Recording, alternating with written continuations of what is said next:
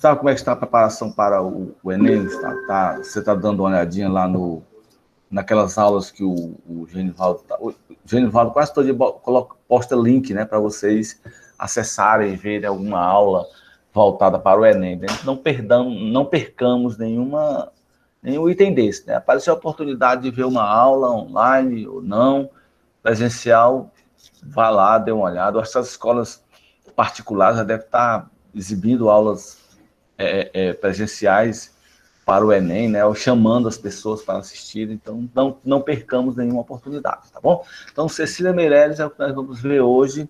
Vamos começar aqui pelo nosso livro. Depois a gente volta, tem uma atividadezinha que eu coloquei lá para a gente, né? E a gente então vai ver essa atividade. Aqui, Cecília Meirelles, página 182 do livro de vocês, tá? Na sequência, eu vou apresentar a mesma tarefa que está aqui embaixo, eu coloquei no outro plano, né, no PDF, para ficar melhor para a gente discutir, para a gente analisar até.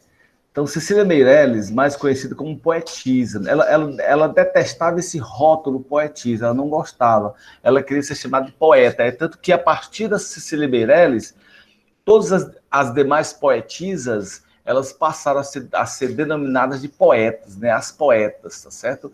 Por conta disso, porque ela não gostava desse rótulo poetisa, ela estava meio piegas, né? Então, Maria, mais conhecida como poetisa, Cecília Meirelles também foi cronista e contista e deixou uma grande contribuição na área da educação e da literatura infantil e do folclore. Lembrando que esse pessoal da segunda geração, vamos só nos situar aqui, tá? A primeira geração é aquela geração da destruição, né? Aquela geração que, digamos assim, dos iconoclastas, que queriam derrubar todos os ícones, né? Todos os ícones da literatura passada, do parnasianismo, da literatura bem comportada. Então, a primeira geração foi a geração desse pessoal. Manuel Bandeira, quem mais? Quem lembra? Manuel Bandeira, Raíssa Pamela, Manuel Bandeira, Oswaldo de Andrade, Mário de Andrade, principalmente, né? O pessoal que fez aquela festa toda lá da Semana de Arte Moderna, que derrubou os paradigmas e que criou perspectiva de uma nova literatura. Na segunda geração moderna, nós já vamos ter digamos assim, o aproveitamento das experiências daquele pessoal da primeira geração e o tratamento da literatura já de forma mais madura, né? A gente pode dizer que a segunda geração é o modernismo já mais amadurecido. E entre esses autores, temos a Cecília Meirelles, já falamos aqui, de outros, Carlos Drummond de Andrade, né, que talvez seja o maior poeta, para mim, o maior poeta do século XX, né? E temos a Cecília Meirelles e Vinícius de Moraes, que é a sequência do nosso estudo, tá bom? Então, hoje, Cecília Meirelles, que, como os demais, chega o momento em que passa também a produzir crônicas. Os autores da segunda geração, como é o caso de Raquel de Queiroz, como é o caso de Carlos Drummond de Andrade, como já falamos, vão migrar da poesia para, no caso da Raquel de Queiroz, do romance, né? Para a crônica, serão cronistas contumazes. E a crônica, é interessante que nesse período, a partir de 1940, a crônica passa a ser um gênero muito festejado, a ponto de o cronista ele ser considerado uma estrela, né? Olha só que interessante, né? O cronista, a partir da década de 40, ele passa a ser uma estrela, e cronistas como, repitamos aqui, Carlos Drummond de Andrade, Cecília Meirelles, Paulo Mendes Campos, Fernando Sabino, Rubem Braga, são pessoas alçadas à categoria de estrelas, né? De celebridades, tá bom? E Cecília Meirelles, não só poetisa, também vai entrar nesse mundo, nesse universo da crônica, mas também vai ser, claro, vai ser também contista, né? Vai também ser contista. E como ela era formada em pedagogia, ela vai atuar muito na questão da educação, inclusive com produções de literatura infantil e do folclore. Como intelectual, educadora, defendeu o ensino laico e se empenhou no combate ao autoritarismo do Estado Novo. O Estado laico, o ensino laico, é aquele que não privilegia, que não tem como como referencial uma religião, né? Então, o chamado laicismo, né? Que tira de lado uma religião. E é mais ou menos isso que ela defendia, e é mais ou menos isso o que se defende hoje, né? Ah, professor, mas a gente tinha aula de religião, mas a aula de religião, ela não determina necessariamente, não é para determinar, pelo menos, né? Necessariamente uma religião para naquele nível, no caso fundamental, acho que lá na escola que eu trabalhava, havia não, deve haver ainda, o ensino religioso. Mas o ensino religioso deve falar de todas as religiões, tá? E não de uma específica. Quando a escola é confessional, ou seja, quando ela tem uma religião em particular, a gente diz que a educação, nesse caso, ela é laica, né? Aliás, ela é confessional. Quando ela não tem uma religião específica, ela é laica. É o que deve ocorrer, mais ou menos. Infelizmente, algumas escolas que têm ensino religioso colocam o ensino da religião católica, outros até o ensino da religião protestante, e outras até mesmo o ensino da religião espírita, né? Ou seja, não deve ser assim. A escola deve ser laica. Se ela vai falar em religião, ela deve abordar todas, tá certo? E era isso que defendia a intelectual Cecília Meirelles. Lembrando que a Raquel de Queiroz também era contra o Estado Novo Getúlio Vargas, ela implantado por Getúlio Vargas a partir do ano de 1930, né, quando ele chega ao poder, tá? Suas primeiras publicações, como Espectro, 1919, olha só, bem terrazinha, né? Ela devia ter aqui, eu acho que 18 anos de idade, quando ela publica Espectros, em 1919. Muito próximo ali da primeira geração. Só que essa obra dela, assim como a sequência, né, vai ser muito ligada ainda à poesia parnasiana. Tanto que essa obra, ela quase não é analisada, quase não foi discutida, porque dizia o seguinte: se essa menina abandona os pressupostos parnasianos, lembrando que o modernismo, uma das principais bandeiras da Semana de Arte Moderna, do modernismo, era rechaçar qualquer coisa ligada ao academicismo, à escola parnasiana, né? E até tem um crítico que vai dizer, se essa menina, com relação a Cecília Meirelles, né, se ela eliminasse essa roupagem parnasiana que ela tinha, ela teria bastante futuro, né? Então, suas publicações como Espectros, 1919, Nunca Mais, e Poemas dos Poemas, 23, e Balada para o Rei, apresentam certos traços neossimbolistas. E aí nós temos um elemento particular aqui. Sobre o que é essa literatura neossimbolista? É aquela que está ligada ainda ao simbolismo. Tem uma faceta religiosa, uma faceta musical. Lembrando que a maioria dos autores da segunda geração moderna, como haviam nascido ali no comecinho do século XX, eles têm essa relação com o simbolismo, né? O próprio Vinícius de Moraes, Murilo Mendes e a Cecília Meirelles vão ser conhecidos como os poetas religiosos, porque ainda tem muito elemento neossimbolista, ou seja, elementos simbolistas, principalmente a questão da musicalidade e a questão da presença constante do pessimismo e da morte, tá? Então, essa poesia dela vai apresentar traços simbolistas, que por isso vai ser chamada de neossimbolista, né? Como a musicalidade, a espiritualidade e, claro, a melancolia, o sonho, né? E o uso de símbolos. Daí a escola de Cruz e Souza, como foi estudada no passado, ser chamada de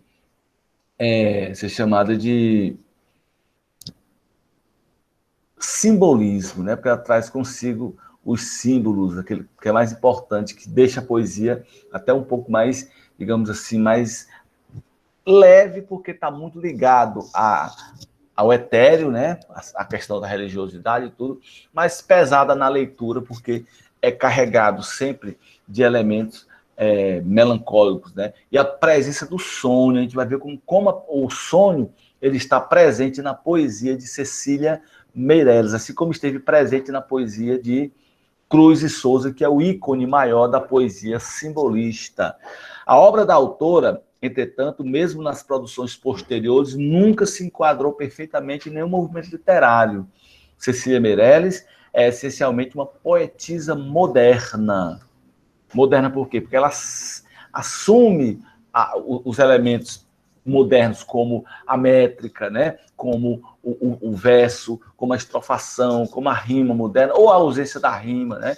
Mas vinculada fortemente à tradição ibérica da poesia, ou seja, está muito ligada ali à poesia portuguesa ainda, até porque a poesia da Cecília Meirelles está muito ligada à figura de Fernando Pessoa, que é o primeiro poeta moderno português. Daí essa referência, essa relação da poesia dela com a poesia ibérica, né? Lembrando que a Ibéria é aquela região ali onde fica Portugal e Espanha, colado nos Pirineus, que é onde se inicia a França. Então, aquela entrada de mar ali chama-se a Ibéria, né? Daí nós temos Portugal e Espanha como elementos ibéricos. E a poesia que vem de lá é chamada poesia ibérica. Cultivou o verso livre. Claro, se você é poeta moderno, o verso livre ele está sempre presente, né? Mas tinha amplo domínio das formas poéticas convencionais, como a canção, o epigrama, o noturno, o verso redondilho, que não é novo, né? É medieval isso aqui, daí a questão da tradição ibérica, né? Entre os vários livros que publicou estão também Viagem, Vaga Música e Romanceiro da Inconfidência, uma referência que ela faz muito, muito bela à figura de Tomás Antônio Gonzaga e a Inconfidência Mineira, né? Inconfidência Mineira, que foi aquele movimento que culminou com o esquartejamento do Tiradentes e a prisão e enforcamento de muitos intelectuais, entre eles Cláudio Manuel da Costa, representante do nosso arcadismo ou neoclassicismo. Tá? No âmbito da literatura infantil, a autora da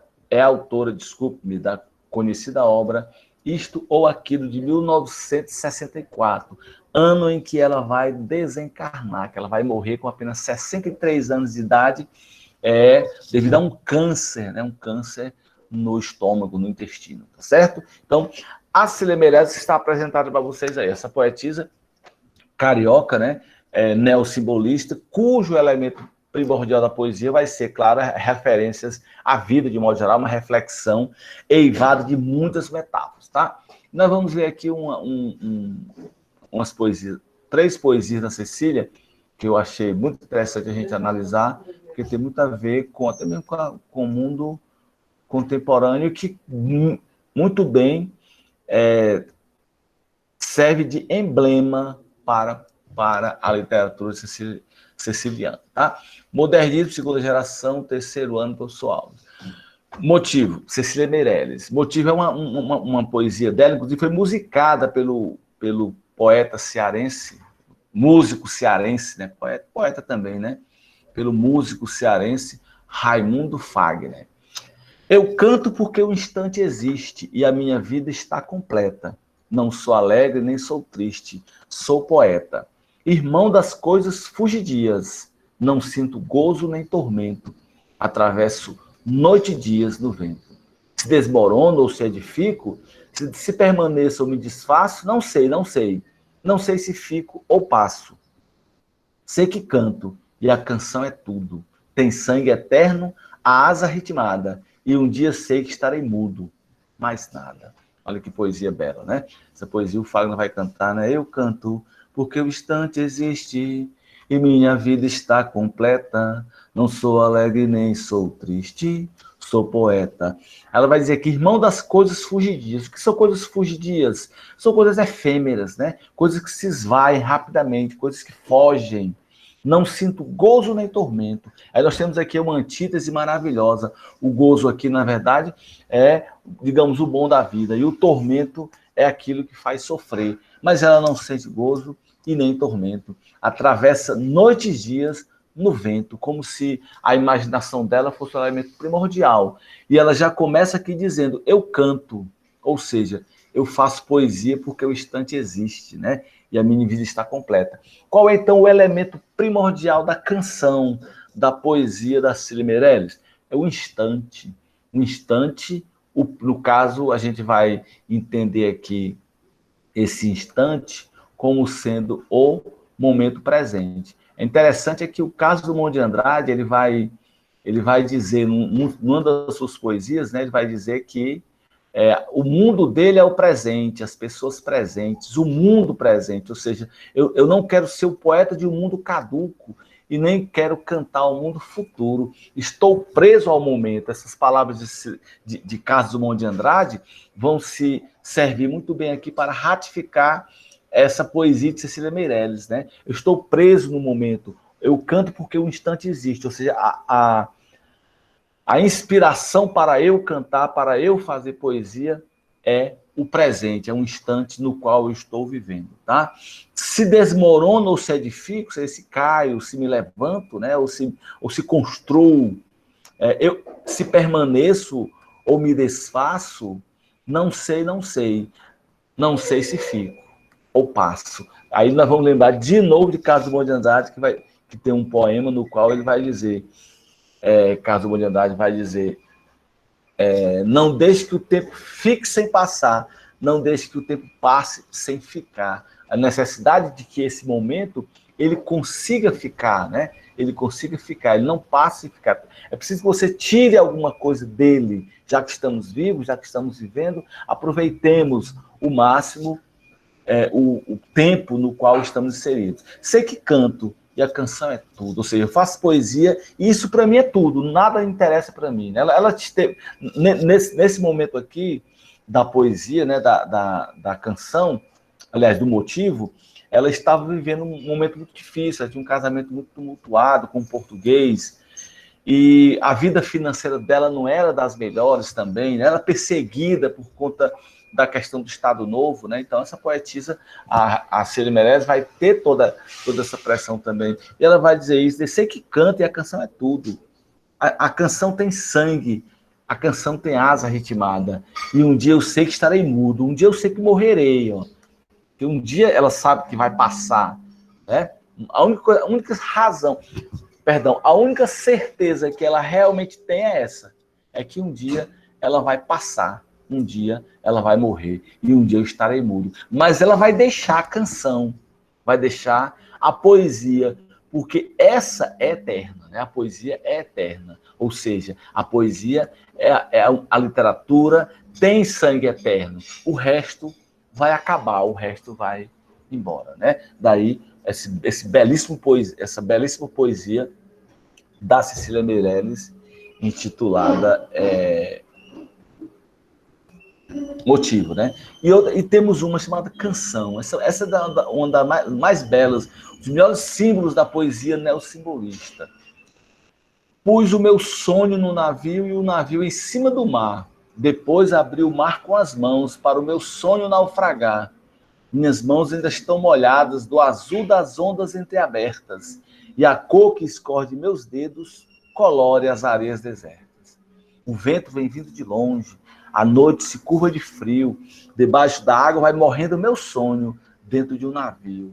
Chorarei quando for preciso para fazer com que o mar cresça e o meu navio chegue ao fundo e o meu sonho desapareça. Depois, tudo estará perfeito. Praia lisa, águas ordenadas, meus olhos secos como pedras e as minhas duas mãos quebradas. Olha que coisa maravilhosa esse poema da Cecília, né? Beleza, vamos dar uma analisadazinha nele aqui, né? Os meus sonhos no navio, ou seja, em determinado momento a poetisa, né, o eu lírico, vamos falar no eu lírico que é melhor, o eu lírico se desfaz de seus sonhos, abandona os seus desejos infantis, né? E aí ele imagina uma metáfora, um navio onde ela vai colocar esses sonhos, e vai colocar o navio no mar, e vai abrir o mar com as mãos, para que o seu sonho possa naufragar. A necessidade dela se desfazer daqueles sonhos, talvez daquelas puerices, né? Minhas mãos ainda estão molhadas do azul das ondas entreabertas e a cor que escorre dos meus dedos colore a areia deserta. Depois que ela se livrar dos sonhos, antes ela vê o vento, né? Olha que aliteração belíssima, né? O vento vem vindo. Ou seja, ela usa essa aliteração, que é a repetição da consoante no começo das palavras, para simbolizar o barulho do vento, né? O vento vem vindo de longe, a noite se curva de frio, debaixo da água vai morrendo meu sonho dentro do navio. Então, já está no momento de aqueles sonhos se esvanecerem realmente, daquelas quimeras, daqueles castelos infantis, pueris, ou mesmo adolescentes se irem embora. Ela vai chorar, claro, chorarei quanto for preciso para fazer com que o mar cresça. Olha aí, o mar, então, é exatamente formado pelas lágrimas, né? Então, o choro, na verdade, esse mar que ela vai colocar, o mar em que ela vai colocar o navio que terá os seus sonhos, na verdade, é o mar de lágrimas, né? Chorarei quanto for preciso para fazer com que o mar cresça e o meu navio chegue ao fundo e o meu sonho desapareça. Depois, tudo estará perfeito. Ou seja, depois de amadurecida, depois de abandonar os sonhos, aí sim, a vida dela será uma praia mansa, né? Uma praia lisa, águas ordenadas, meus olhos secos como pedras e as minhas duas mãos quebradas. Né? Quebradas porque, como ela vai se desfazer dos sonhos dela, é como se ela se mutilasse, porque os sonhos fazem parte da sua alma, né? Os sonhos fazem parte do seu ser. Então ela estará com as duas mãos quebradas. Só fechar aqui essa janela para evitar esse barulho aqui.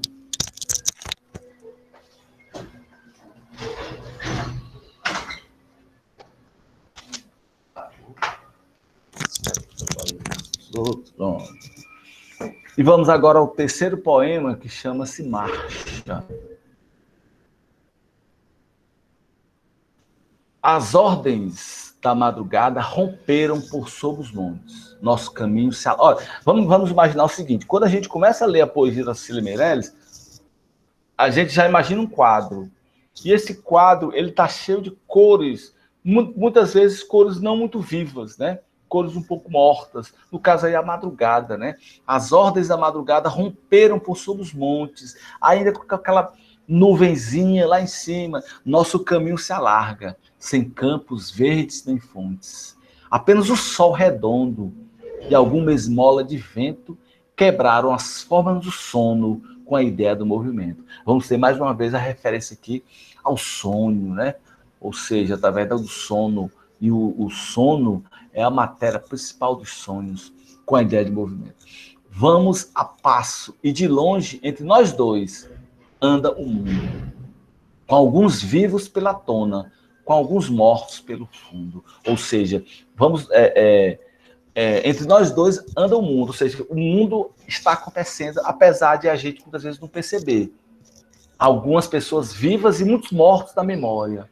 Né? Não dá para você esquecer os mortos. Os mortos é quase a matéria dos vivos. As aves trazem mentiras de países sem sofrimento. Por mais que alargue as pupilas, mais minha vida, mais minha dúvida aumento. A gente vê como essa metáfora da árvore aqui, essa referência à ave é interessante, né? Quando a gente vê as aves voando, é tanto que o grande sonho do ser humano foi voar. Voar porque ele achava que as aves são mais felizes, porque elas vêm de lugares maravilhosos e vão para lá, né? E ela vai dizer que as aves trazem mentiras de países sem sofrimento. Olha, quase uma referência aqui ao Estado Novo, né? O sofrimento, a ditadura, né? Por mais que alargue as pupilas, mais minha dúvida aumenta. Também não pretendo nada, senão ir andando à toa, como um número que se arma e em seguida se esboroa, e cair no mesmo poço de inércia e de esquecimento, onde o fim do tempo soma pedras, águas, pensamento.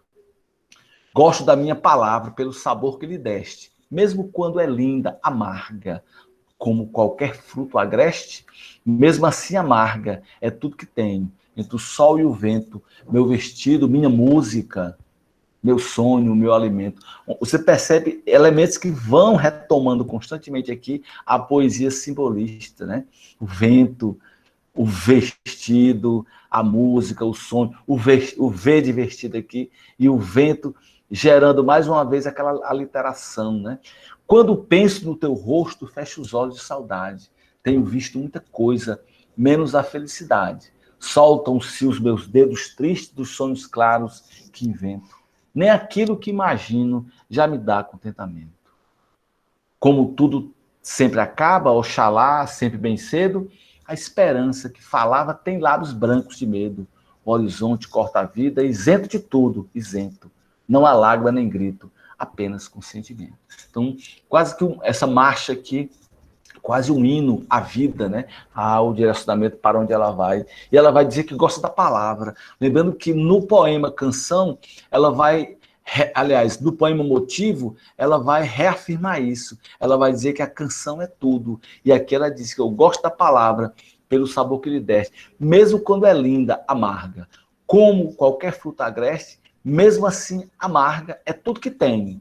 Mesmo que a poesia dela não seja a coisa mais bela, mesmo que a poesia dela tenha algo de amargo, né? Travo na boca, algo melancólico, mesmo assim, é tudo o que o eu lírico tem. Entre o sol e o vento, meu vestido, minha música, meu sonho, meu alimento. Certo? Então, vejamos aí que poesia bela essa da Cecília Meirelles, tá certo? Então, eu clicar aqui, vocês vão ver agora, tem esses versos aqui que eu destaquei, né? Quando penso no teu rosto, fecho os olhos de saudade, tenho visto muita coisa, menos a felicidade. Soltam-se os meus dedos tristes, dos sonhos claros que invento. Mais uma vez a questão dos sonhos, né? Nem aquilo que imagino já me dá contentamento. O cantor cearense Raimundo Fagner, em 1973, fez uma música chamada Canteiros. E por conta disso, e colocou essa estrofe aqui, né? Todinha. Fez alguma alteração, a gente vai ver já já na música, tá? Fez alguma alteração. E aí, a música não fez sucesso, mas em 77 fez, 1977. As filhas da Cecília Meirelles, ela faleceu em 64, as filhas dela então processaram o cantor cearense Raimundo Fagner, e ele depois não pagou porque foi empurrando com a barriga, até que em 1999 a Som Livre acabou entrando num acordo com as filhas da Cecília Meirelles e ele não teve que pagar R$100 e poucos mil, que era a indenização que elas queriam. Tá? Depois, mesmo assim, ainda em 77, quando ele foi, digamos assim, colocar a música para tocar, ele colocou o nome da Cecília Meirelles. Ele não fez isso no começo, ele fez isso só depois que a coisa já estava pegando. Tá? Vamos ouvir a música aqui para ver se agrada a você essa música, e vamos ver o trecho que ele modificou, né?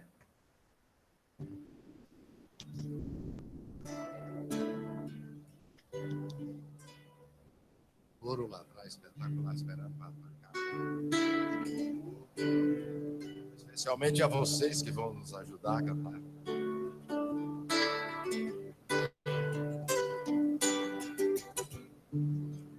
Quando penso em você, vejo os olhos de sal. Tenho tido muita coisa, menos a felicidade.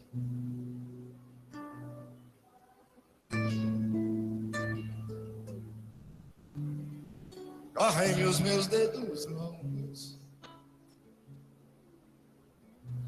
versos tristes,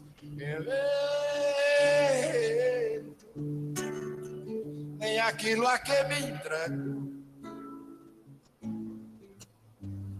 já me dá contentamento. Pode ser até amanhã, sendo claro feito de mim, mas nada do que me dizem me faz sentir alegria. Só queria ter do mar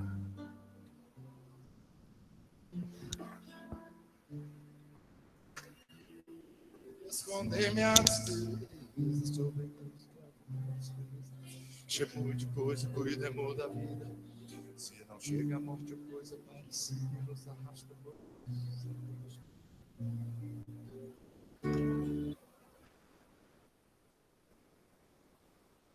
Pronto, então ele disse aqui, você vê que ele vai fazer aí como é que a gente pode dizer, né? Ele faz uma adaptação, né? A poetisa diz, quando eu penso no teu rosto, e ele diz, quando eu penso em você, fecho os olhos de saudade, tenho tido muita coisa, menos a felicidade. Elas tinham visto muita coisa, né? Porque a poetisa, ela, a Cecília Meirelles, ela é uma escorpiônica, né? Os escorpiônicos, eles adoram ver o mundo, analisar o mundo sob o seu ponto de vista mais profundo, né? O Fagner vai dizer, tenho tido muita coisa, menos a felicidade. Ela diz, saltam-se os meus dedos tristes nos sonhos claros que invento. E o Fagner vai dizer na música, correm os meus dedos longos em versos tristes que invento. Né? Nem aquilo a que me entrego, diz o Fagner, diz, nem aquilo que imagino já me dá contentamento, o Fagner já me traz contentamento. É uma adaptação que ele fez, inclusive ele tem outro pedaço de uma música que ele vai utilizar também, né? Ele faz uma coxa de retalho. O certo é que essa música, Canteiros, é uma das músicas mais belas do Fagner, né? Se não fosse a mácula de ele ter plagiado a Cecília Meirelles, que acabou maculando esse trabalho maravilhoso que ele fez, né? Sensacional, espetacular, seria com certeza uma das músicas mais belas da, digamos assim, da música brasileira, da musicalidade brasileira, sei lá, discografia brasileira, tá ok? Então é mais ou menos isso aí. Para a apresentação, a gente falou aqui sobre Raquel de Queiroz, perdão, sobre Cecília Meirelles, e vamos parar aqui a gravação, onde é que a gente para? Aqui é. Bom, interromper a gravação.